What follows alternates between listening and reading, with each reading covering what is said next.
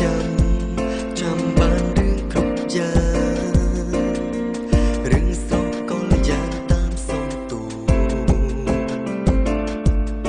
តែបងមិនស្ដាប់ហេតុផល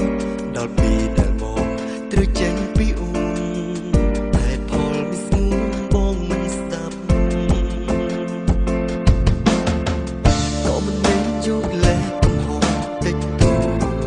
មិនជួបបីបងធ្លាប់គិត